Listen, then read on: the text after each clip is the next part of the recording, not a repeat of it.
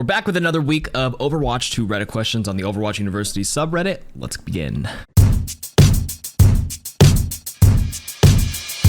Alright, most upvoted question of the week is, why is Numbani such a weird map? The most snowballs happen on this map, I feel, and no one, including me, knows how to defend or attack first point other than keeping high ground. So it's either captured after 2 seconds or never captured at all, and the attackers lose. Also, what's up with third point? It takes forever to get, if at all. It's probably one of, if not the hardest points to capture in the game. You can capture first and second with ease, but third point is like a wall. How do you play this map even? First of all, I disagree. I think Numbani is one of the better maps in the game. There's certainly worse offenders for hybrid or like that kind of style where it's like a mostly payload. That being stuff like, I don't know, Circuit Royale or Junkertown and things like that. Actually, Numbani on as a hybrid specifically, I can't think of another hybrid that is worse per se, but like it's not bad. In order to attack first point, I would say it's a very, very technical point, right? Everybody thinks there's a barrel into the first onto the point, but that's a mistake because the defenders tend to hold high ground right off the rip, so you're just going to get shot down. You either have to commit on multiple angles or just completely overwhelm them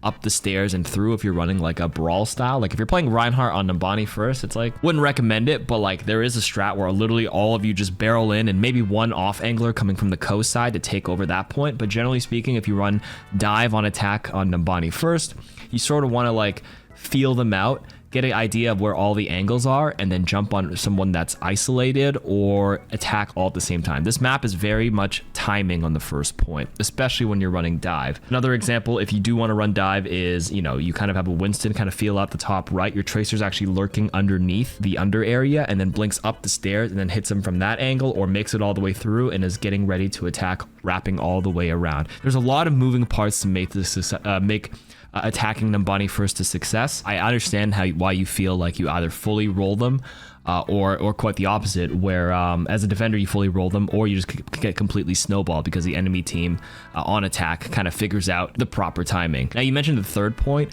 where it's very hard to capture. That's not even just a Numbani problem. That's a all payload, I wouldn't say problem, but that's just the style that this sort of lends itself to. Any payload portion of a map, whether it's hybrid or strict payload, making it to third point will always be more difficult to capture as an attacker because the defender spawn is right there. And because the payload's near the checkpoint, they literally have a short walk back. If you think of other maps like Havana third or Circuit Royale third or Paraíso third, like as soon as you come out, you literally have an angle to defend, while if you're an attacker, you have a long walk all the way back where the payload is. So one thing to remember is if you're a defender, a 1-for-1 trade is good on third point. And if you're an attacker, a 1-for-1 is not worth it for you because you have the longer run back. So make sure you generate as much value as you can on offense, on attack, in order to actually secure the third point. And if not, then you're not gonna be able to capture it. Next question, why do I see so many Ashe tips that tell people to not use their dynamite when they have their ultimate?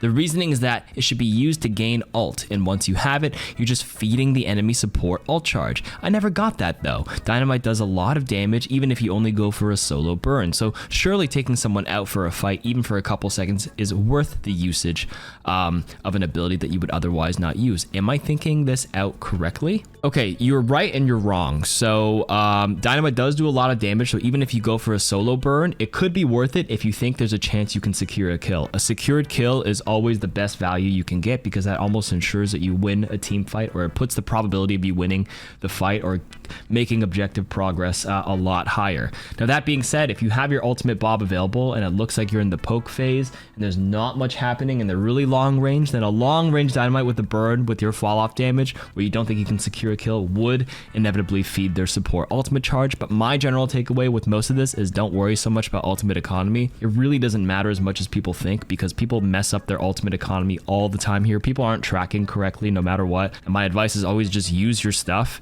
and like tweak out the numbers later. Like if you did throw out your dynamite and you weren't successful in converting a kill, you can at least gauge your skill like, oh, okay, I threw out a dynamite there. When I had Bob, I didn't use Bob because we didn't need it. I was not successful in getting the kill. Maybe I still need to work on my aim before I feel comfortable enough to throw those solo dynamites out and try to secure a kill. But if you're just hesitant to even do it at all, how are you ever going to learn if it's good or bad? In general, I would just say use it rather than hold it in 90% of cases when you're trying to improve at the game, and then tweak the numbers later. Next question. Oh, this is a long one. Do educators undersell the importance of aim and mechanics? Of all the helpful Overwatch content I've watched over the years, each with their own 100% must-follow solution to climb, I can't remember any real mention of aiming skill, or if it is mentioned, it's dismissed as shallow, unnecessary, or even foolish, not to mention the slander against aim trainers. This starkly contrasts with my actual experience. Aim is almost always a front and center primary difference between metal and high ranked play, and as my aim improved, I climbed the ladder in proportion. Lower ranked games are sometimes easily determined by whose DPS has better aim, and I have played extensively on both console and PC. Game sense and strategy are important, but no more important than mechanics. Positioning, space, corners, resource management, coordination, compositions, mentality, comms, map knowledge, and all the rest mean exactly nothing if you can't hit a shot. Of course, non-aiming heroes such as Winston serves as exceptions. Similarly, having crack shot aim means nothing if you're lighting up a fortified Orisa while the enemy tracer murders your Zen right next to you. From my experience, you do need both aim and mechanics as well as game sense, yet little of the content covering how to get better at Overwatch acknowledges this, some of it even explicitly fighting against the notion that aim is important. Awkward's recent video being inspiration for this post. Do you disagree with me? What do you think? Well, as someone who has been making content for this game for a long time, I wouldn't say I personally undersell the importance of aim and mechanics, and you're asking if I disagree with you. I would say no, because I do think educators don't emphasize it, but that's not without reasons. I think the reason is because practicing your aim exclusively isn't very helpful when trying to teach someone in that moment. Like if I'm reviewing someone and their aim sucks, what am I gonna say? Like, that's not something that can be taught or like corrected right there. I'd be like, you aim too far to the left there. You know what I mean? Okay, but you overshot to the left, but like, what does that mean? I'm just aim better next time. That's not very helpful advice. So when you say educators are underselling, it's not because they're underselling, it's because in order to improve aim itself, it's probably like a dedicated video where you go over like arm and elbow ergonomics. You know what? Let's go over it right now. How do I personally aim? My aim is, I wouldn't say is the best, but like I play a lot of Ana, Kiriko, BAP at a very high level. And I would say my aim is pretty decent. I've been playing FPSs like, 10, 20, 30,000 hours of my life. One thing that I do, I rest my elbow on an armrest, and I make sure an armrest is actually parallel to my desk. And the reason why is so that I can rest my entire arm like this without flexion of my wrist or extension, right? Some people don't have an armrest and they game like this, and then you actually, if you watch, they play like this and there's always tension and flexion here. That's very, very bad. You're gonna get carpal, a lot of high chances of stress fractures and injuries, and pain can occur if you're always constant flexion. So I always encourage armrest parallel to the desk for ergonomics, so that your elbow is an anchor right here, and all I'm doing is just rotating my wrist left and right like this without too much up and down flexion. Just this for micro movements, left and right, and then if I do need to make big arm movements, I have a pivot right here and I just swing. Not my entire forearm isn't like fully on it. I would say the majority is like the upper fleshy part with a little bit of air right here, so I can do big movements like this with a pivot, and I've been pretty comfortable. I haven't had any wrist issues. I'm 30 years old. My aim still feels pretty great. That's one thing I can offer as a piece of advice for those looking to help there. When educators mention stuff like aim and mechanics, they're probably focused on the Overwatch, or when they're teaching, they're more focused on the Overwatch things, because there's a gazillion other factors that can be very tangible, things that can, be taught in that moment, like your corners. What do they have? What abilities do they have? Like, of course, aim is important based on the heroes you play, but because like educators have to do like all around education on the game, aim is like a smaller part of a bigger picture. There's not really too much you can say about aim, but if you're doing like a specific Widowmaker guide, and like there's like small little tips and tricks on how to overflick or flick here or hold this angle based on their jump and whatever, that can be helpful. And if you're like really looking for more aim, you have to do stuff like aim labs, or watching enemy movement and how they move can change how you aim. That's probably a bit more detailed than how a lot of educators kind of go about their content. Your aim will naturally, or at least should, get better with more practice and time, so you can focus on other parts of Overwatch so that they become subconscious, so that your aim can take over once you have enough hours to get comfortable with that. What's wrong with Illari? Overbuff, which is obviously a small piece of the grand puzzle, and Blizzard knows exactly what the overall stats are, shows that Illari is averaging one of the lowest pick rate heroes across all ranks. Why does no one want to play her? Personally, I've been on a massive loss streak streak with her, but I think that's more indicative of my own skill rather than the hero. She seems to average around a 50% win rate for most ranks. Truthfully, I don't think anything is wrong with Illari. I think she's a cool hero, but her playstyle is kind of contrasting with how she's kind of designed, if that makes any sense. So I've mentioned this in the previous weeks, but let me iterate it again. Illari's identity is sort of like her biggest strength, at least in the highest levels, is taking off angles and poking with her damage. That being said, she has received a couple of nerfs and her identity is kind of like in the air. When she was being played, her pylon was a lot better so that you could drop the pylon with you on an off angle, heal 40 HP every 0.9 seconds, be able to hold the angle very strong and contribute to your team that way. If not, you could have left the pylon with your team and it would heal 40 HP every 0.9 seconds so that you could continue to heal your team while you take strong off angles. Whereas her secondary fire healing beam used to also be better, but if you left the pylon with your team, the healing of the pylon was sufficient enough that you could still take your angle without worrying about your healing beam. Because the pylon used to account for like 60% of Illari's healing at some point. That was a statistic revealed by the lead hero designer on Twitter at some point. The pylon was nerfed by over 25% and now heals only 30 HP for 0.9 seconds. The damage of Illari, like the projectile size of her primary fire, was nerfed. Going on an off angle with a weaker pylon didn't really feel as effective as before. So then now you're kind of forced to play with your team. But in addition, the secondary fire beam healing went from 120 to like 105 HP per second, or is it 90 HP per second? I don't actually remember the number. So like a bunch of different nerfs kind of like put her in like a weird spot for an identity where like if she's supposed to be a poke style support, why not just play KarQ or Zenyatta at this point? Nothing inherently wrong with her, but sometimes like play rates are also indicative of how fun a hero is. And like I like Illari, but I personally still find KarQ, BAP, and Ana much more fun than her, and I don't feel like a lot of people would disagree with that fun factor. Is it better to jump in strafe or just strafe? I've always jumped in strafed around, both because it's fun to do and I assume it's hard to hit headshots with your head hitbox moving vertically and horizontally, but I've heard some people say it makes you move too predictably and that it's actually better to strafe around without jumping. What is your opinion? Is it situational? Yes, it's situational, but in more cases than not, strafing is better than jumping in the majority of cases. Why is that? Because when you jump, especially if you're not doing aerial movements, when you jump, you're in a much more predictable parabolic pattern, especially if you don't do any air movements. The thing is, if you do jump, you can actually do a bit of strafing in the air. So like instead of like going like a parabola, you can actually jump and like do a little like zigzag, but the zigzag is very, very minimal compared to just actually strafing on the ground. Stick to the ground, mix in left, right strafing with crouches, and you only jump in very specific matchups. Maybe something like a Pharah to kind of reduce the splash damage. If she's gonna aim for the ground, she's going for splash and or directs onto you, and if you jump slightly in the air, you might be able to dodge the direct. Other than that, just stick to ground strafing. As a support, if my whole team leaves the objective, do I stay or should I go with them? This has always been a confusing gray area for me in some games, especially since I play Mercy. Okay, I'm gonna cut you off there. If you're on Mercy, I would say you don't stay on the payload. On the other hand, on one hand, it's my job to keep everyone in the support, the team as best as I can in combat. So by staying, I'm not really doing my job if they overextend. Plus, as a Mercy player, I understand I'm not fully equipped to deal with most 1v1s if someone chooses to make a backline steal. On the other hand, if I do go, we would literally make no progress if attacking, or we risk compromising, blah, blah, blah. I'm very much a newer player, Silver 4, working out a strategy, advice. So yes, if you're on Mercy, majority, I would say 99% of the time, it's not your job to be on the payload. People that should be on the payload, it's actually not always supports. Some supports are better than others. Some of the best are KarQ, maybe Zen, sometimes Baptiste, depending on the map.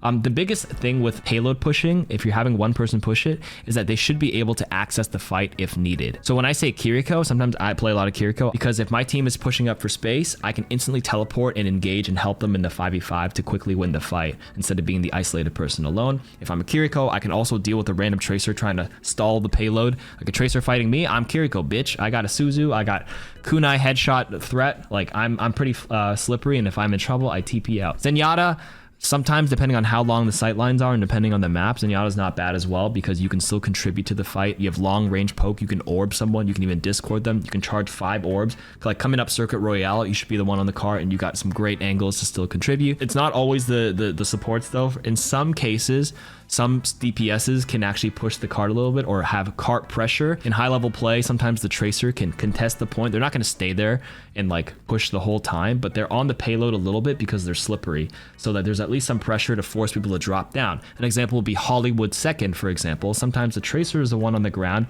ducking underneath, you know, being a little sneaky, pushing the payload to hopefully force some defenders to leave the high ground post and contest her. And then even some tanks can push it. Not all of them. People like Reinhardt, and depending on where the point of the payload is, it's very hard to actually stay on the payload the whole time, or else you're just kind of like standing there and not really taking any space. But some heroes like D.Va, again, we'll take the Hollywood second example. A D.Va can actually push the cart while your other team goes and takes the high ground, because if a fight breaks out, she can quickly leave and fly up and be ready for the fight. Right? So the takeaway point is the objective should generally be someone who can either escape or join a fight very, very, very quickly. So Mercy, arguably you could stay on the point and fly to your team as needed. You're kind of reliant on somebody else to fly to if you need to escape, rather than having a built-in escape like a D.Va, like a KarQ, as needed as well. Why is there an increase in Lucio players? There's been a Lucio in almost every one of my games in the last 32 comp matches, 21 times on our team, 8 times on the enemy team. 17 out of 29 played Lucio for a whole match. 6 even had Lucio something in their name. There's probably more, but I've only started paying attention a few days ago. Why is everyone playing Lucio? Did I miss something? Honestly, I don't know. I don't think you missed anything. There's been no patch. I mean, Lucio is a fine pick, especially it really depends on the rank you play and the region and the platform you play on, whether you're on Xbox, PS5, PS4, or PC. At least in the high level meta, it's not like I see any more Lucio than I have in the past. I don't think we missed anything, to be honest with you, so I don't know. I mean, Brawl is okay, Ramacho's fine right now, Orissa's fine, so if like you have a team comp built around it, sure. I'm just actually sifting to the top comment right here. It says Frogger released a new video so the Lucio Mafia is more active, and someone said unironically it might be the reason.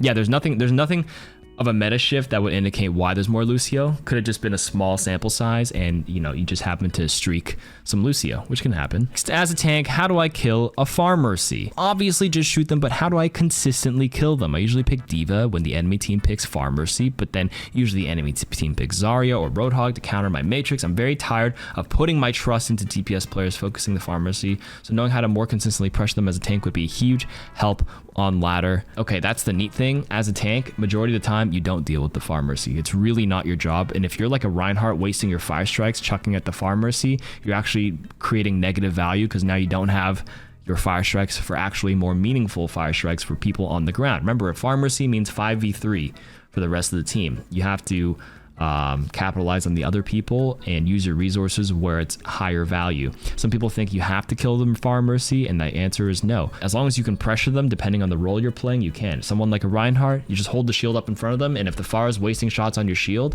that's actually better value than you can actually like put into words. It's actually pretty good. Some people, you say you have to rely on the DPS, but sometimes that's not your job. And I think people, when they play Overwatch, should realize what your job is, and if you do your job better, it actually helps the whole team instead of thinking you need to do everything. One of the best tanks to deal with a Pharmercy is D.Va, but even her by herself, it's very hard to solo kill them. Just pressure or doing things that have more value to you on your role is better value. Is Genji worth putting a lot of time into these days? Hey there, I enjoy Genji, but he's so easily shut down by half the roster. I'm wondering if it's even worth it to try and get really good at him in this day and age, especially if you have similar flex picks in your hero pool already. I'm decent at Sombra and Ekka, so I feel like they can kind of fill his niche anyway. What you think? Thanks. Yes, Genji is fine.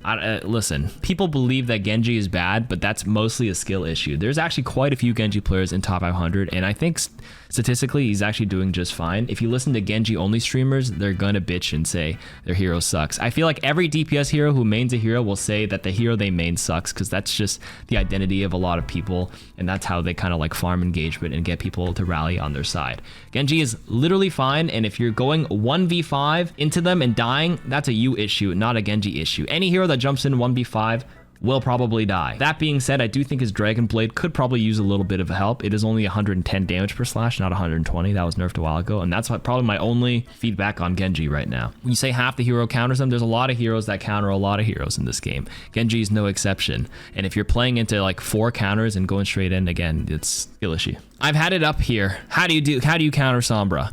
The title says it all. Whether I play DPS or support, I can't figure out how to counter Sombra other than shoot her. Every time I say something like she's OP in match chat, the Sombra will say you just need to learn to counter her. And on friend request, group invite, nothing. What kind of a loaded statement is that if you aren't even willing to divulge how to learn? Anyways, I can't figure it out. I'm a metal rank quick play pleb. Please help me stop my losing streak to Sombras. The biggest counter to Sombra is peeling. That's it. If you're a support player, awareness and peeling will be your best friend. If somebody gets jumped by a Sombra and they chuck out their virus and they're DPSing them down, if you have the foresight or insight to kind of recognize that and you turn around, you Suzu, you turn around, you offer them a little bit of healing, the Sombra is stuck. The new Sombra does not have a free translocate to cross back on their defensive side of the map. She has to physically throw the translocator and she's punishable. So if the Sombra commits and unstealths for a thing and you are aware of it, she can easily be punished, which is actually why you don't see Sombra at high ranks, because this is how people counter them at this elo. Unless, of course, the Sombra is part of a greater dive composition where there's a big level coordination. But even in ranked games, in my top 500 games, that's not always the case because half the people aren't even in voice chat. So Sombra is very rare. Peeling is number one. And number two, if you are like a DPS hero and you have no support that's going to look at you, your own movement is going to have to save your life. That's it. When you recognize they have a Sombra, you just have to play on high alert and just be strafing all the time. The moment you stand still and you get virus, you're going to get clicked. You're going to get clapped just like that. You have to strafe as much as you can and initially dodge the virus. You're hyper aware that she's here, right? So you're waiting for her to unstealth. And if you hear it, just keep dodging and make longer strafes. If you kind of just AD left right strafe in the same spot, she can just chuck it down the middle and you'll probably get hit anyways. You have to be doing a little bit bigger strides and dodge that part. The moment you dodge that, there's no way she kills you and then you punish her. Some other good heroes on DPS that can help annoy her, probably like a Torb turret sitting in the back. Cass, because Cass has like a bigger portion of HP. For example, a Hanzo, maybe with Sonic Arrow to kind of like reveal her position if she does stealth around your area. Another part is probably thinking of where you are playing relative to the map. If I'm positioning, here on this map, what's a likely angle to Sombra on stealth? Which is more likely that she's going to come out of, and then you kind of angle your strafe or hug your body relative to where you're playing. These are all things that are subconscious for high-level players, but this is something you need to think about when you're dealing with Sombra. It sounds like a lot, but it's actually way easier than you think once you get better at the game, which is, again, why she's not that popular at all right now. I think that's it for all the Reddit questions of the week. Let me know if you enjoyed this week's episode, and I will see you next week. Peace.